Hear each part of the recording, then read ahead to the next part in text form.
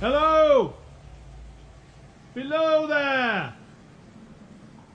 When he heard a voice thus calling to him, he was standing at the door of his box, with a flag in his hand, furled round its short pole.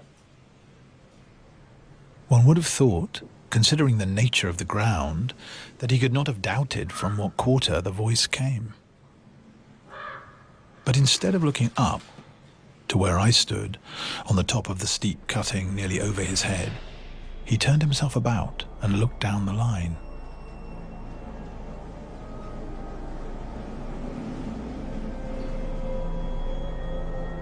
There was something remarkable in his manner of doing so, though I could not have said for my life what.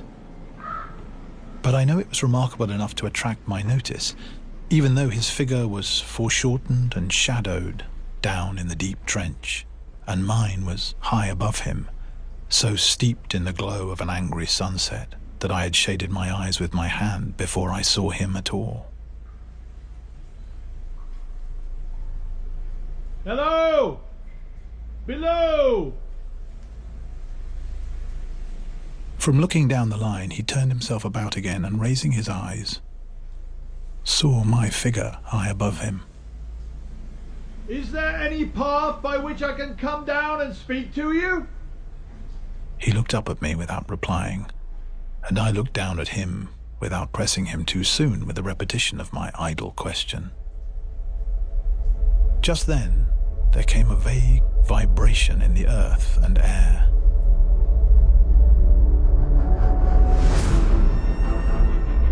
Quickly changing into a violent pulsation, and an oncoming rush that caused me to start back as though it had force to draw me down.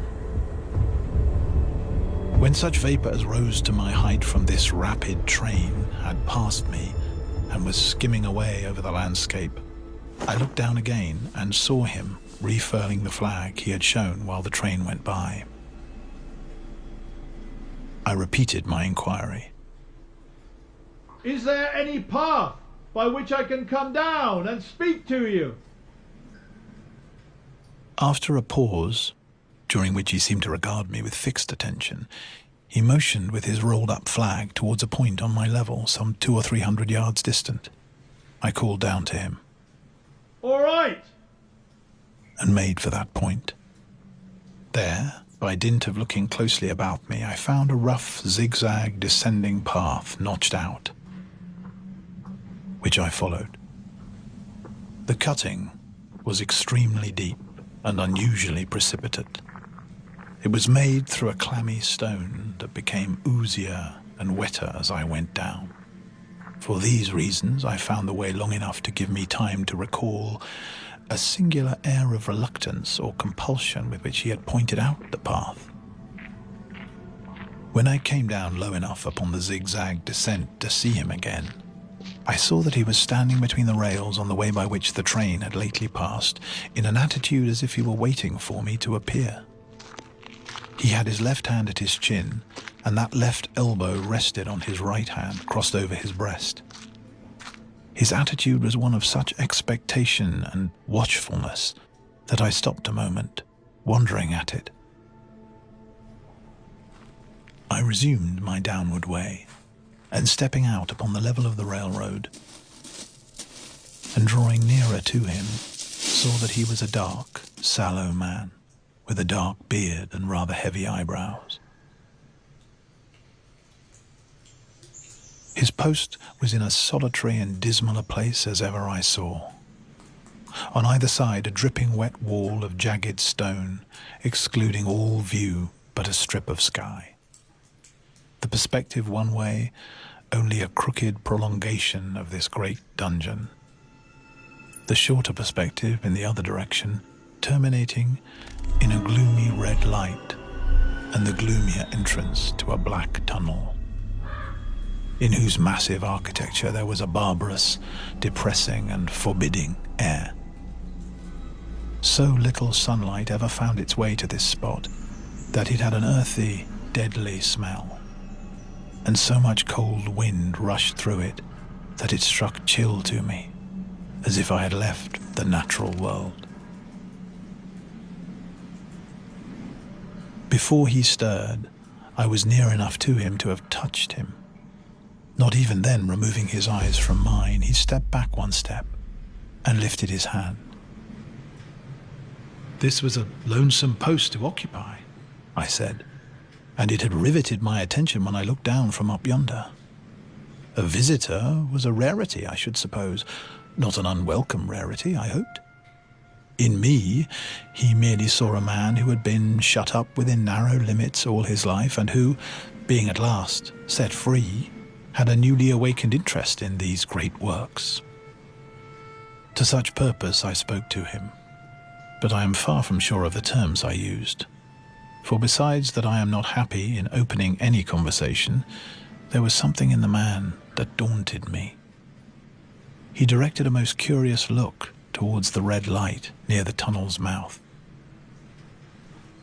and looked all about it as if something were missing from it, and then looked at me. That light was part of his charge, was it not? He answered in a low voice, "Don't you know it is?"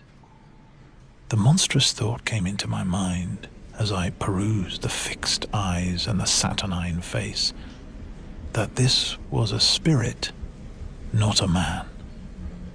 I have speculated since whether there may have been infection in his mind. In my turn, I stepped back, but in making the action I detected in his eyes some latent fear of me. This put the monstrous thought to flight. "You look at me," I said, forcing a smile, "as if you had a dread of me." "I was doubtful," he returned, "whether I had seen you before." "Where?" He pointed to the red light he had looked at. "There?" I said. Intently watchful of me, he replied, but without sound, "Yes." "My good fellow, what should I do there? However, be that as it may, I never was there, you may swear." "I think I may," he rejoined. "Yes, I am sure I may." His manner cleared, like my own. He replied to my remarks with readiness and in well-chosen words. Had he much to do there? Yes, that was to say, he had enough responsibility to bear.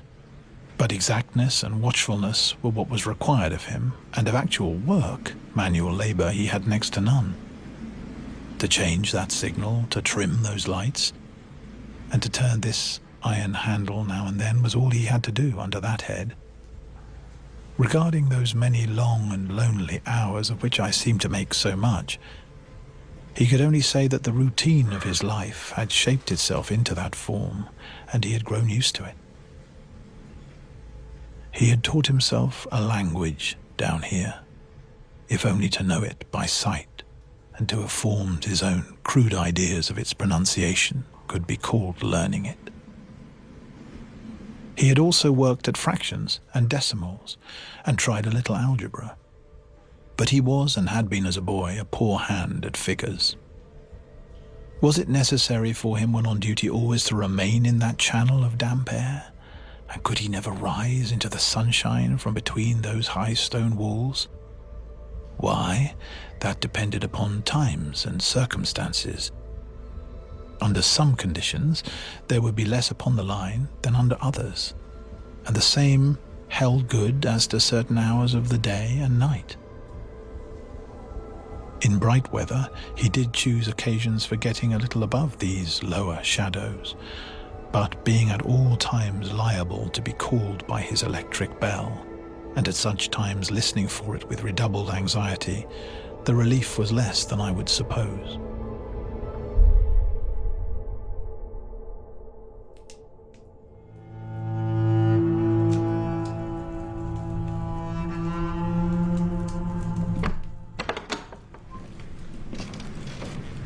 He took me into his box, where there was a fire, a desk for an official book in which he had to make certain entries, a telegraphic instrument with its dial, face and needles, and the little bell of which he had spoken.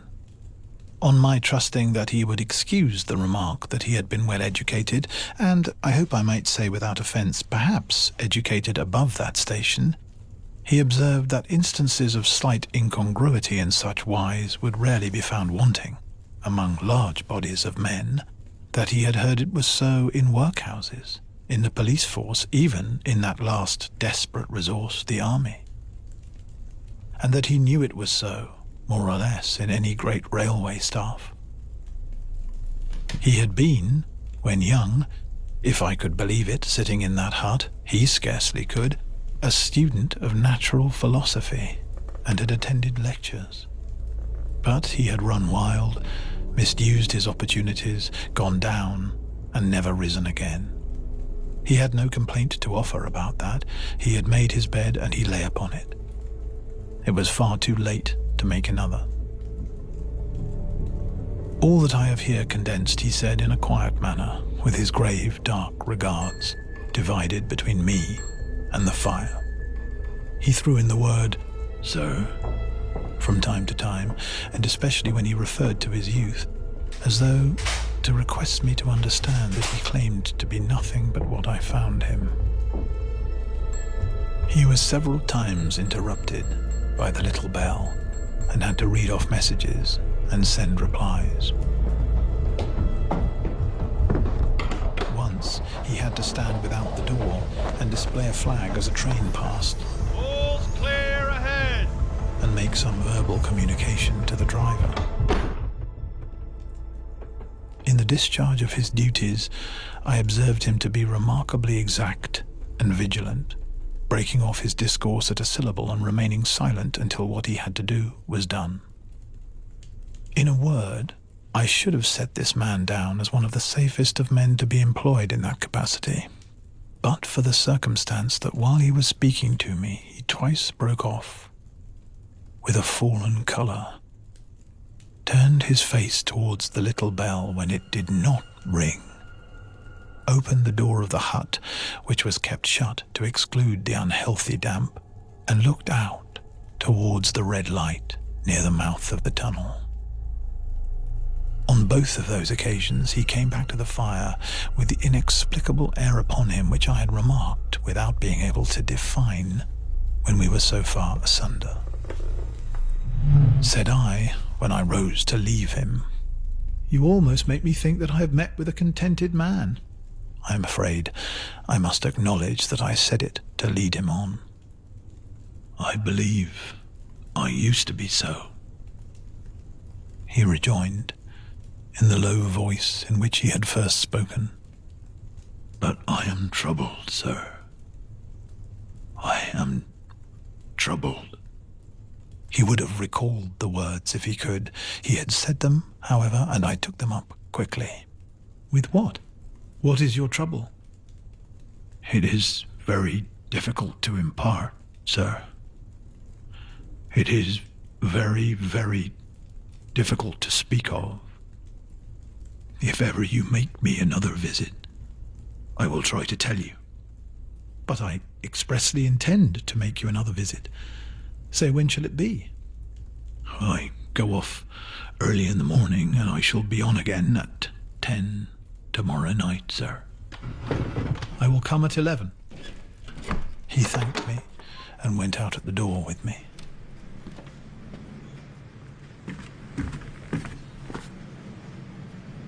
"I'll show my white light, sir," he said in his peculiar low voice, "till you have found the way up. When you have found it, don't call out. And when you are at the top, don't call out." His manner seemed to make the place strike colder to me, but I said no more than, "Very well." "And when you come down tomorrow night, don't call out. Let me ask you a parting question. What made you cry, 'Hello, below there,' tonight?" "Heaven knows," said I. "I cried something to that effect." "Not to that effect, sir. Those were the very words. I know them well." "Admit those were the very words. I said them, no doubt, because I saw you below." "For no other reason?" "What other reason could I possibly have?" You had no feeling that they were conveyed to you in any supernatural way? No. He wished me good night and held up his light. I walked by the side of the down line of rails with a very disagreeable sensation of a train coming behind me.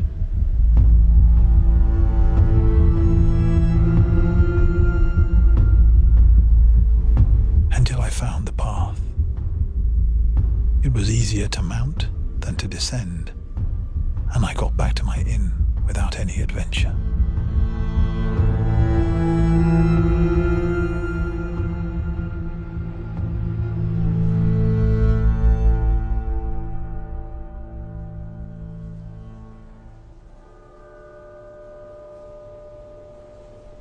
Punctual to my appointment, I placed my foot on the first notch of the zigzag next night, as the distant clocks were striking 11.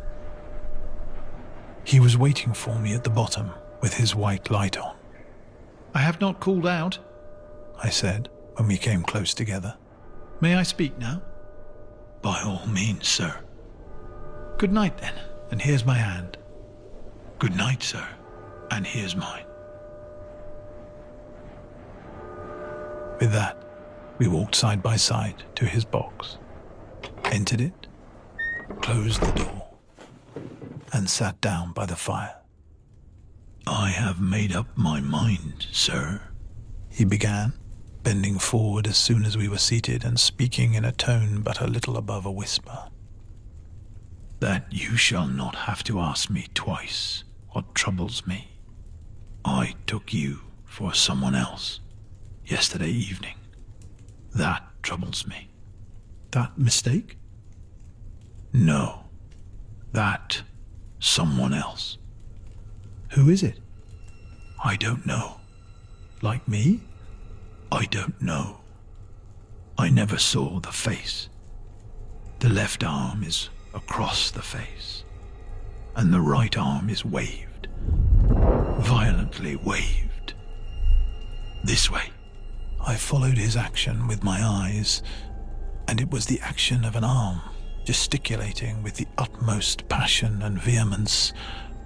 For God's sake, clear the way. One moonlit night, said the man, I was sitting here when I heard a voice cry, "Hello, below there." I started up, looked from that door, and saw this someone else standing by the red light near the tunnel, waving as I just now showed you. The voice seemed hoarse with shouting, and it cried, "Look out! Look out!" And then again, "Hello, below there! Look out!" I caught up my lamp, turned it on red, and ran towards the figure, calling, "What's wrong? What has happened? Where?" It stood just outside the blackness of the tunnel. I advanced so close upon it that I wondered at its keeping the sleeve across its eyes. I ran right up at it and had my hand stretched out to pull the sleeve away, when it was gone. Into the tunnel? Said I. No, I ran on into the tunnel. 500 yards. I stopped and held my lamp above my head and saw the figures of the measured distance, and saw the wet stains stealing down the walls and trickling through the arch. I ran out again faster than I had run in, for I had a mortal abhorrence of the place upon me, and I looked all round the red light with my own red light, and I went up the iron ladder to the gallery atop of it, and I came down again and ran back here. I telegraphed both ways. An alarm has been given. Is anything wrong? The answer came back both ways. All well.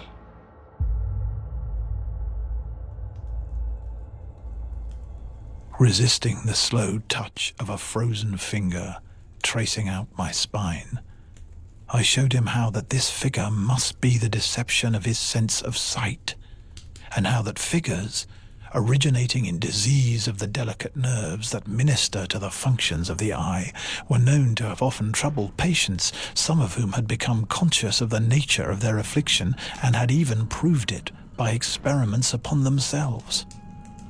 "As to an imaginary cry," said I, "do but listen for a moment to the wind in this unnatural valley while we speak so low, and to the wild harp it makes of the telegraph wires." "That was all very well," he returned, after we had sat listening for a while, "and he ought to know something of the wind and the wires, he who so often passed long winter nights there, alone and watching." But he would beg to remark that he had not finished. I asked his pardon, and he slowly added these words, touching my arm. "Within 6 hours after the appearance, the memorable accident on this line happened, and within 10 hours, the dead and wounded were brought along through the tunnel over the spot where the figure had stood." A disagreeable shudder crept over me, but I did my best against it. "It was not to be denied," I rejoined, "that this was a remarkable coincidence, calculated deeply to impress his mind, but it was unquestionable that remarkable coincidences did continually occur, and they must be taken into account in dealing with such a subject.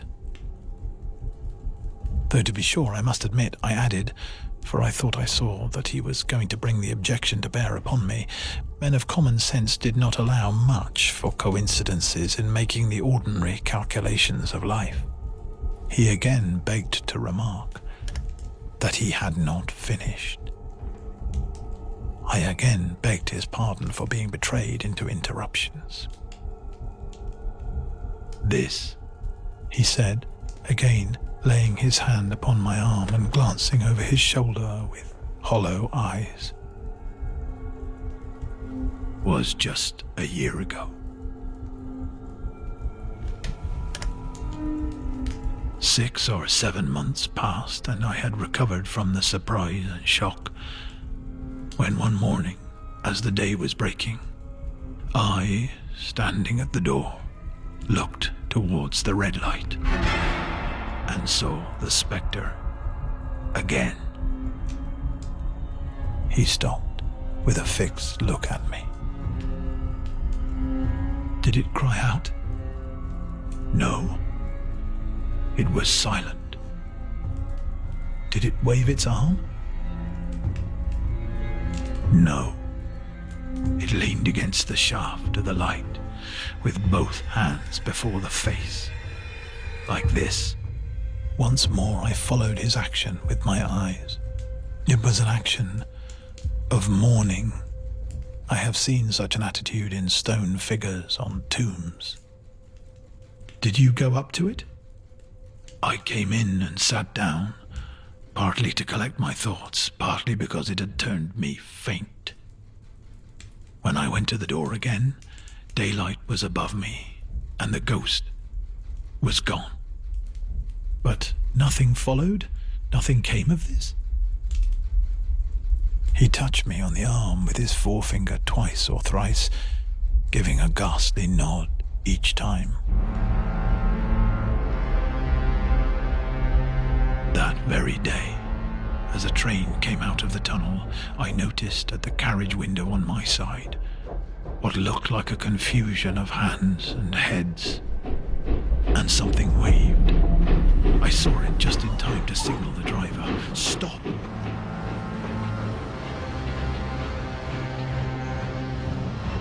He shut off and put his brake on, and the train drifted past here 150 yards or more. I ran after it, and as I went along, heard terrible screams and cries. A beautiful young lady had died instantaneously in one of the compartments, and was brought in here and laid down on this floor between us." Involuntarily, I pushed my chair back as I looked from the boards at which he pointed to himself. True, sir. True. Precisely as it happened, so I tell it you. I could think of nothing to say to any purpose, and my mouth was very dry. The wind and the wires took up the story with a long, lamenting wail. He resumed. Now, sir, mark this, and judge how my mind is troubled. The spectre came back a week ago. Ever since, it has been there, now and again, by fits and starts. At the light? At the danger light. What does it seem to do? He repeated, if possible with increased passion and vehemence, that former gesticulation of, "For God's sake, clear the way." Then he went on. I have no peace or rest for it. It calls to me for many minutes together in an agonized manner. Below there, look out, look out. It stands waving to me. It rings my little bell. I caught at that. Did it ring your bell yesterday evening when I was here and you went to the door? Twice. Why, see, said I, how your imagination misleads you. My eyes were on the bell and my ears were open to the bell, and if I am a living man, it did not ring at those times. No, nor at any other time except when it was rung in the natural course of physical things by the station communicating with you. He shook his head. I have never made a mistake as to that yet, sir. I have never confused the spectre's ring with the man's. The ghost's ring is a strange vibration in the bell that it derives from nothing else, and I have not asserted that the bell stirs to the eye. I don't wonder that you failed to hear it, but I heard it. And did the spectre seem to be there when you looked out? It was there. Both times? He repeated firmly. Both times. Will you come to the door with me and look for it now? He bit his underlip, as though he was somewhat unwilling, but arose. I opened the door and stood on the step while he stood in the doorway. There was the danger light. There was the dismal mouth of the tunnel. There were the high, wet stone walls of the cutting. There were the stars above them. Do you see it? I asked him, taking particular note of his face. His eyes were prominent and strained, but not very much more so perhaps than my own had been when I had directed them earnestly towards the same spot. No, he answered. It is not there. Agreed, said I. We went in again, shut the door, and resumed our seats. I was thinking how best to improve this advantage, if it might be called one, when he took up the conversation in such a matter-of-course way, so assuming that there could be no serious question of fact between us, that I felt myself placed in the weakest of positions. By this time, you will fully understand, sir, he said, that what troubles me so dreadfully is the question, what does the spectre mean? I was not sure, I told him, that I did fully understand. What is its warning against? He said, ruminating, with his eyes on the fire, and only by times turning them on me. What is the danger? Where is the danger? There is danger overhanging somewhere on the line. Some dreadful calamity will happen. It is not to be doubted this third time after what has gone before, but surely this is a cruel haunting of me. What can I do?" He pulled out his handkerchief and wiped the drops from his heated forehead. "If I telegraph danger on either side of me or on both, I can give no reason for it," he went on, wiping the palms of his hands. "I should get into trouble and do no good. They would think I was mad. This is the way it would work. Message. Danger. Take care. Answer. What danger? Where? Message. Don't know. But for God's sake, take care." They would displace me. What else could they do? His pain of mind was most pitiable to see.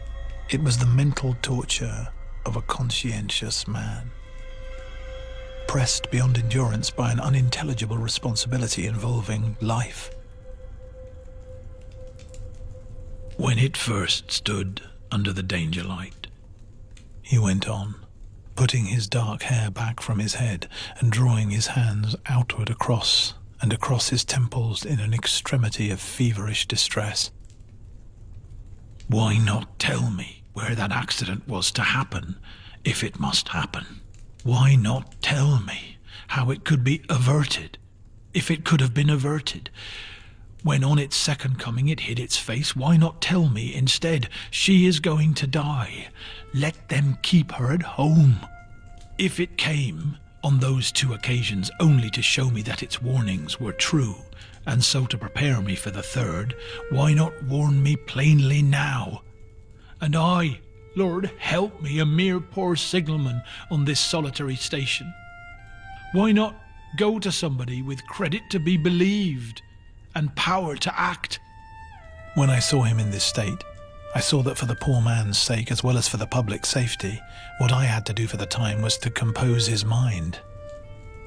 Therefore, setting aside all question of reality or unreality between us, I represented to him that whoever thoroughly discharged his duty must do well, and that at least it was his comfort that he understood his duty, though he did not understand these confounding appearances. In this effort, I succeeded far better than in the attempt to reason him out of his conviction. He became calm. The occupations incidental to his post as the night advanced began to make larger demands on his attention, and I left him at 2 in the morning. I had offered to stay through the night, but he would not hear of it.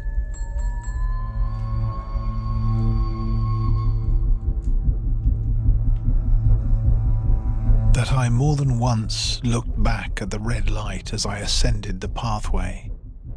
That I did not like the red light, and that I should have slept but poorly if my bed had been under it, I see no reason to conceal.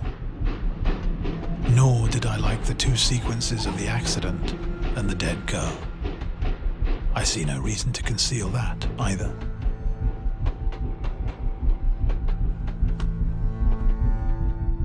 But what ran most in my thoughts was the consideration how ought I to act, having become the recipient of this disclosure. I had proved the man to be intelligent, vigilant, painstaking, and exact. But how long might he remain so in his state of mind? Though in a subordinate position, still he held a most important trust. And would I, for instance, like to stake my own life on the chances of his continuing to execute it with precision? Unable to overcome a feeling that there would be something treacherous in my communicating what he had told me to his superiors in the company, without first being plain with himself and proposing a middle course to him, I ultimately resolved to offer to accompany him, otherwise keeping his secret for the present, to the wisest medical practitioner we could hear of in those parts, and to take his opinion. A change in his time of duty would come round next night, he had apprised me, and he would be off an hour or 2 after sunrise, and on again soon after sunset. I had appointed to return accordingly.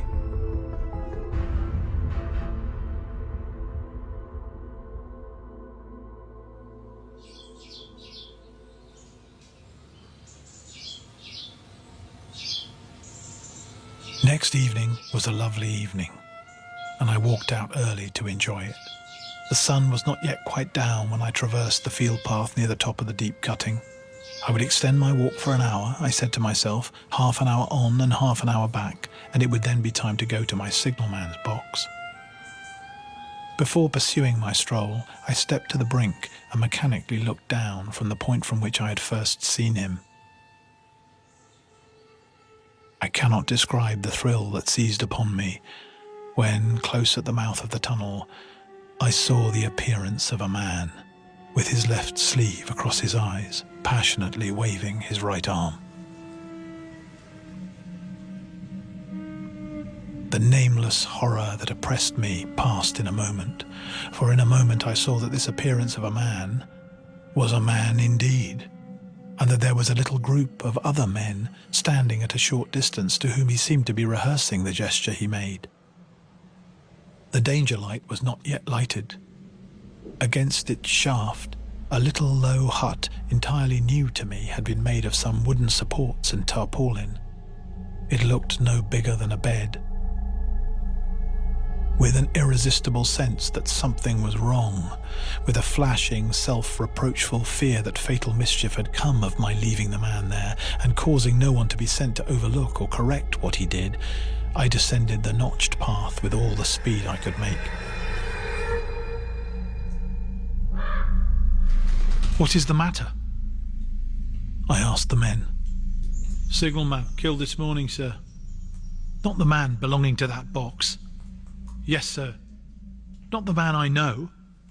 "You will recognize him, sir, if you knew him," said the man, who spoke for the others, solemnly uncovering his own head and raising an end of the tarpaulin. "For his face is quite composed. Oh, how did this happen? How did this happen?" I asked, turning from one to another as the hut closed in again. "He was cut down by an engine, sir. No man in England knew his work better. But somehow he was not clear of the outer rail. It was just at broad day. He had struck the light and had the lamp in his hand. As the engine came out of the tunnel, his back was towards her, and she cut him down. That man drove her and was showing how it happened. Show the gentleman, Tom." The man, who wore a rough, dark dress, stepped back to his former place at the mouth of the tunnel. He said, "Coming round a curve in the tunnel, sir. I saw him at the end, like as if I saw him down a perspective glass. There was no time to check speed, and I knew him to be very careful. As he didn't seem to take heed of the whistle, I shut it off when we were running down upon him and called to him as loud as I could call." "What did you say?" "I said, 'Below there! Look out! Look out! For God's sake, clear the way!'" I started. Oh, it was a dreadful time, sir. I never left off calling to him. I put this arm before my eyes not to see, and I waved this arm to the last. But it was no use.